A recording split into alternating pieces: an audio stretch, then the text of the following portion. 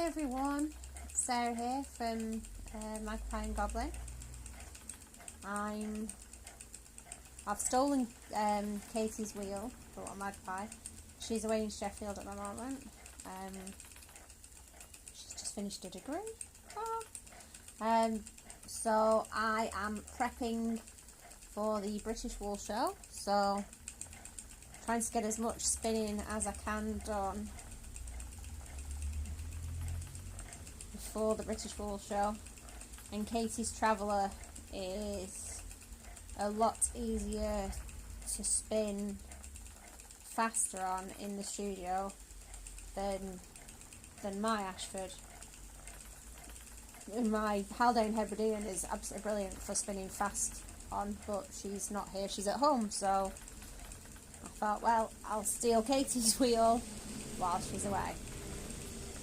This is my lunch hour, so instead of having my lunch, I'm currently trying to get through as much yarn as possible so that we've actually got enough hand spun as well as our mill processed yarns to sell at the British Wool Show, because you can never tell when you're going to a show what's going to be your biggest seller, what's going to be most popular. But when you do sell hand spun as well as your mill process, you do get a lot of people who want to have hand spun yarn. So every spare few moments over the next 2 weeks, lunch hours, breaks, even an hour when I finish work every night before going home, I'll be in the studio still spinning. This is literally going to be my life for a while. It's not a complaint because I actually love spinning and I'm so grateful that we get to do this.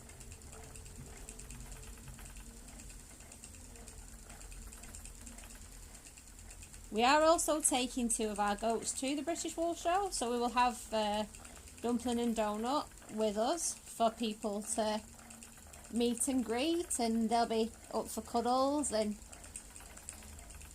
it'll be nice for people to actually get to know them. Everyone watches them in videos on our Magpie and Goblin Fibre Goats page, and occasionally we put pictures of them on our Magpie and Goblins Facebook page. But until you meet the goats in person, it's hard to describe what their fibre feels like, because there is a massive difference between Angora and Nigora. As far as goats are concerned, the Angora produce mohair and the Nigora produce, it's definitely more cashmere like fibre.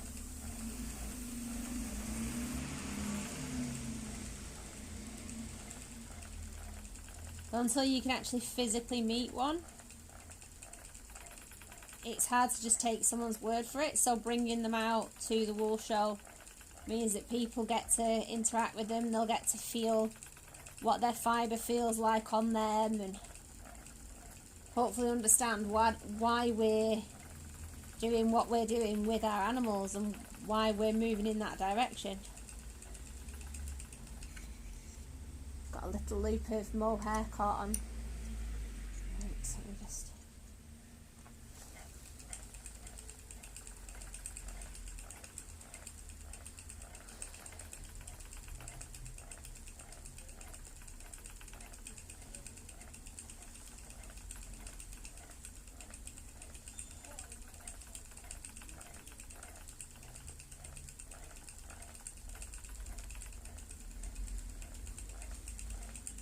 Might be weird for some people, like just sitting here watching me spin. I'm really sorry. Forget to talk. So apart from prepping for the British Wool Show, what else have we got coming up? We have a new book, Visiting the Farm. Well, he's not visiting, he'll be ours. He's called Ernest, and he's an Igora. So we can put into all our Nigoridos. We can also back cross into our Angoridos to give us F1 heavy Nigora babies. So they'll have more of an A-type fibre, more hairy type fibre than Kashmiri type fibre, but it'll still be really soft. It'll still have a finer micron count than mohair does.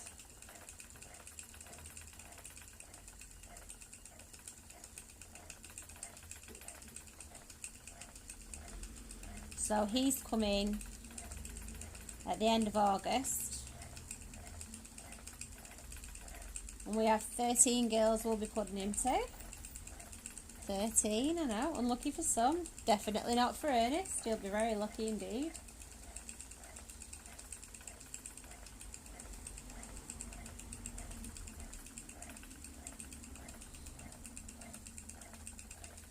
Ernest is also a silver, he's not white. Not all of our goats are white. We have a red fawn, that's Dee Dee. Then we have 2 apricot champagnes, dumpling and donut. And then Daisy and Doris are both silver. They appear white, but they've got a grey coloured Batman mask on the faces.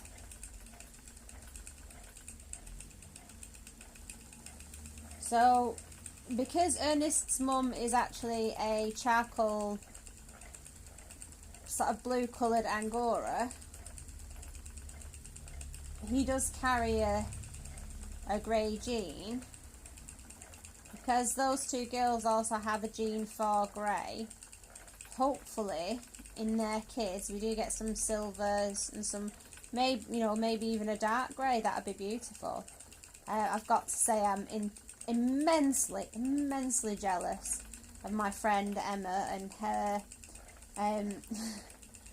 her very dark silver Nigora, Ash, the book. And she had 2 kids this year. One is an absolute replica of Ash, and the other, the little girl, she was jet black all over, but as her fibres come in, her face and her legs are still jet black. As her fibres come in, it's come through like a really beautiful sort of sooty colour. She looks like a blue roan pony. She's absolutely stunning. I am immensely jealous of those. So hopefully we do get some silvers, and then in years to come we can swap books, Emma and I can borrow Ash and she can borrow Ernest, and we can get loads of wonderful dark babies, because Emma's only got one white, and she isn't even really white, she's an apricot Nigora. All Emma's goats are dark, and Emma has alpaca, and all them are brown. So she's the opposite end of the scale. All her animals are coloured, and most of ours are white or appear white.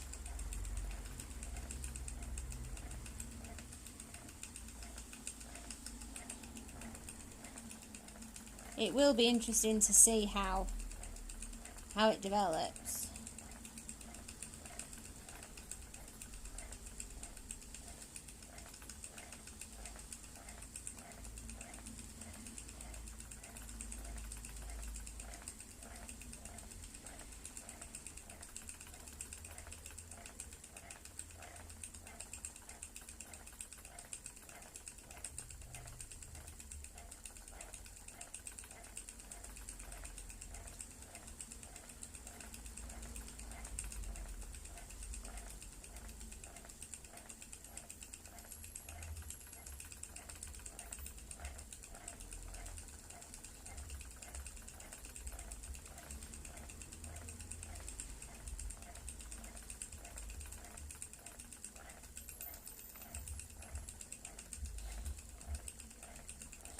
So yeah, busy. That's all we are at the moment. I know it doesn't look busy.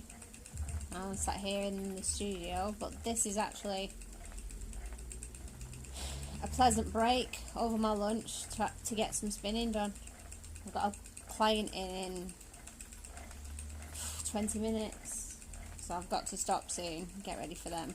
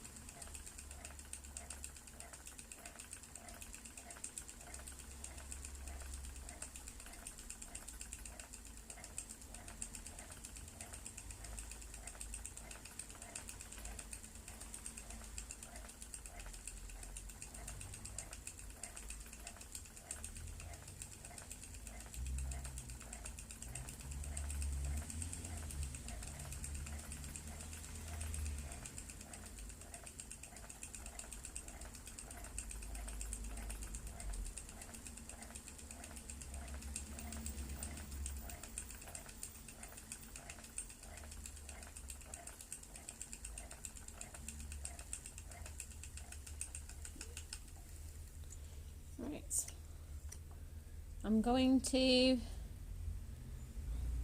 see how it looks when it's fly. It's going to fly. Oh, I like that. That'll be awesome. Right, I'm going to leave it here because I've got to get ready for this client. He's booked in.